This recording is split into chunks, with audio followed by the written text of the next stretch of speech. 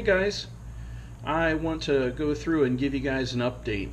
Some of you guys are aware that I've received a Kakute F4 all-in-one, and now that I've got about 20 packs through it, I want to take you through some of the things that I've noticed and my general experience.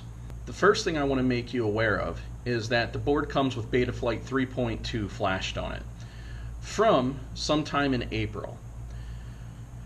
This was posing some problems for me as I tried to use the configurator, and I did take Joshua Bardwell's advice and update the newest configurator, but I did not flash the newest Betaflight to the flight controller. And what I was noticing with the current, older, production version, whatever you want to call it, of Betaflight is that certain features would not take or hold. Some did not seem to be available. It was just a whole slew of what I chalk up to being weirdness, and part of this is not quite knowing what to look for all the time yet because I'm still new to this.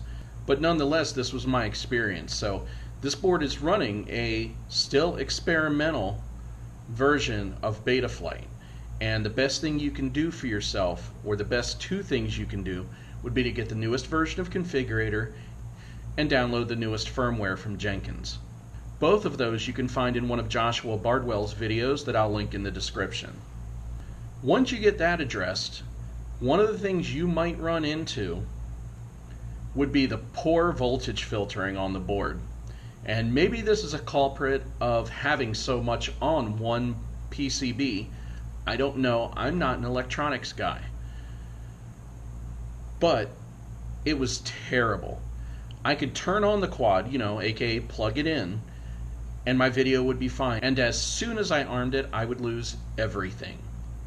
It would just be a snowy mess. So the only thing I found that addressed that was a 1000 microfarad 25 volt capacitor. Now I did this in lieu of putting some smaller capacitors on each ESC just to see if I could get out easy. And this did the trick. Now I still get some very, very light lines, and it's hard for me to describe for you, and I apologize because I don't have DVR running yet, or I would show you. But it has almost completely resolved the problem with the video snowing out. So keep those things in mind if you go down the road of getting this Kakute F4, that you're gonna want a capacitor. One does not come with the board. That you're going to want to go get the newest version of the software, that is both the configurator and the firmware, and that you're going to want to install those onto your computer and the flight controller. So all that out of the way, in one of the most recent drop boxes, they were giving away some, they were sending some ZMX X20, 2522, and 2300 kV motors. Now, I was lucky enough to get some of the 2522s, and I'm going to say lucky enough because I had some 2300 kV Emax 2205Ss, and I love them. They're great. They run reliably. In fact, I have yet to break one. Oh, I take that back. I've broken one, and that was because in a crash I bent a bell. And that is the only thing that has ever stopped one of those motors. So they're very resilient, which helps justify the money invested. These ZMX motors, by comparison, I've been able to find very cheap, pretty much half the price of the Emaxes. And so far, I'm going to tell you, they perform great.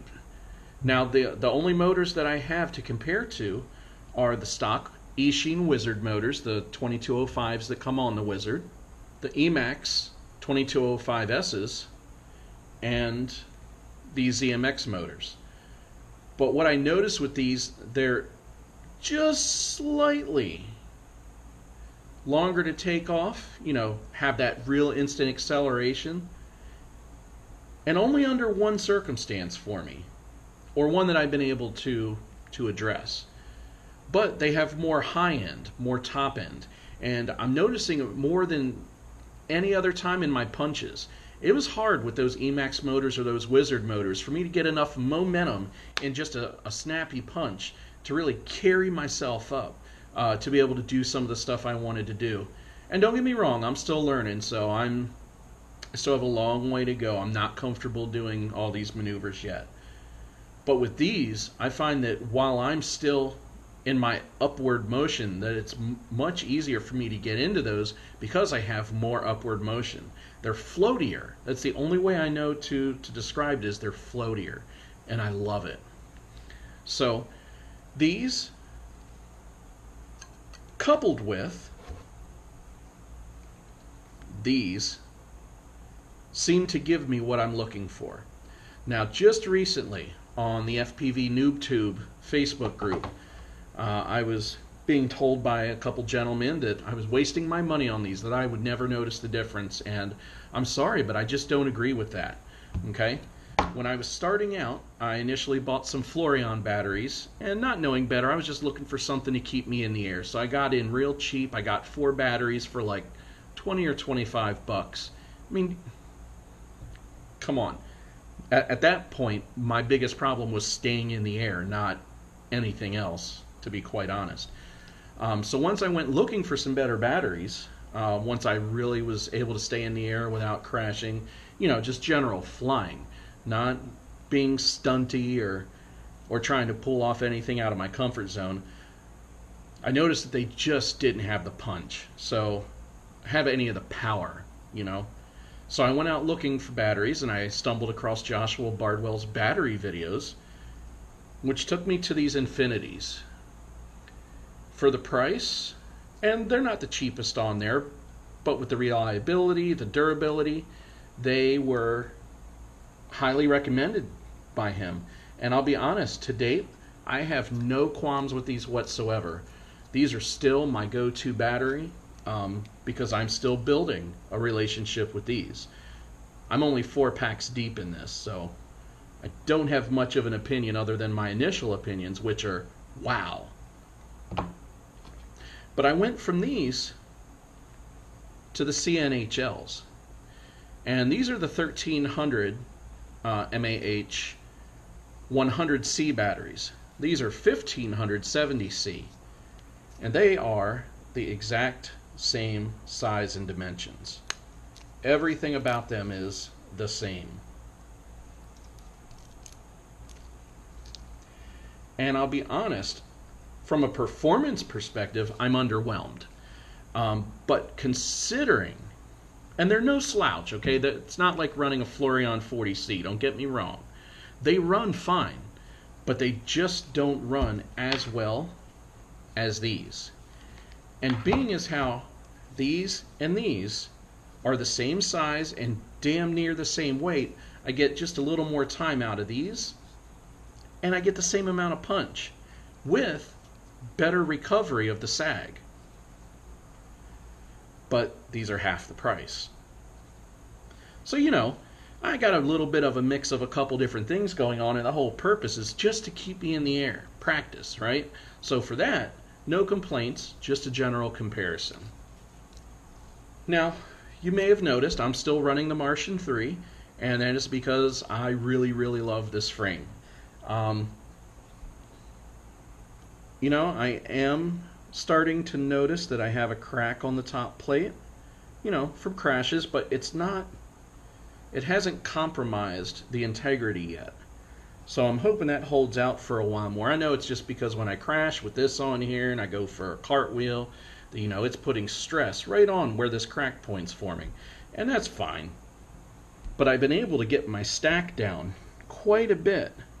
And that was part of the reason of me running this, or acquiring this Kakute F4, was to be able to get some room on the inside here.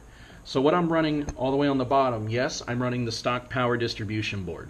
And I'm running that because I really like the way the ESCs are able to wire to it. Basically, I don't have to get in and take apart that stack if I need to or want to change an ESC, which is really convenient. And what I did to address that power, and I also like the battery. I know there's going to be a lot of people that tell me I should put a pigtail on this, and maybe I will someday, but for now I'm going to keep that right there. And what I did was I just made some, I don't even know what to call these, some short lengths of wire to go from the stock or the manufacturer's provided power distribution board up to the flight controller. And everything else I pretty much take from there. Don't get me wrong, the TBS Unify up here, shrink wrap to my top plate, I could run down to the power distribution board, but I don't have to. I can use one of the spare, and I have used one of the spare ESC pads on the Kakute. So all in all, this has been a very different flying experience from the Wizard and even the Wizard frame with the Emax motors on it, just because of the power delivery system, the frame style, which I don't think is really coming into play with these. I don't think they're different enough to matter, except that they put a lot of prop into my camera. And the motors. The last thing that I've been running is a Runcam Eagle 2. And I want to clarify for a lot of people that yes, there's a difference in the video quality, but it's not as drastic as some people have made it out to be. Some people, you know, act like it's been some life-changing difference. Oh my God, there's so much detail. I can see a fly on a lily pad at 200 yards. And it's not like that. However, I'm able to pick up more details, not a ton, but just enough, like ghost branches, to where I'm much more confident flying in tighter spaces because I don't feel like I'm going to be surprised and get ripped out of the air by something. So all that said, this has been a very interesting 4 weeks. I've been able to accomplish a lot in regards to, you know, changing the way I'm flying in, you know, with underslung batteries instead of top mount, which that's a whole nother discussion. Moving to these pagoda antennas, running a TBS Unify instead of some cheap video transmitter. Still stuck on FlySky because I love that X6B, but I'm running a Turnigy Evolution, so plays hand in hand really well. Just wanted to give you an update. Appreciate you guys checking in.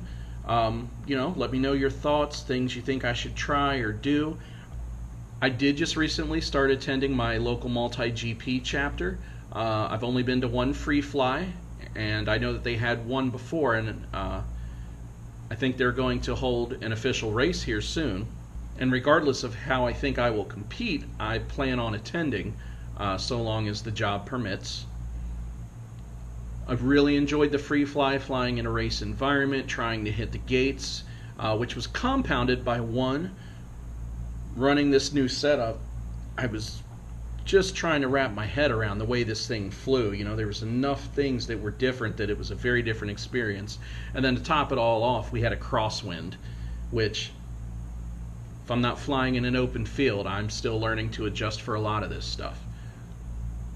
But anyway, just joined my local multi-GP chapter. It is the 302 Multi-Rotor Club. I'll link to them in the description as well. And I wish them the best in their upcoming competition in Muncie, Indiana. So happy crashing.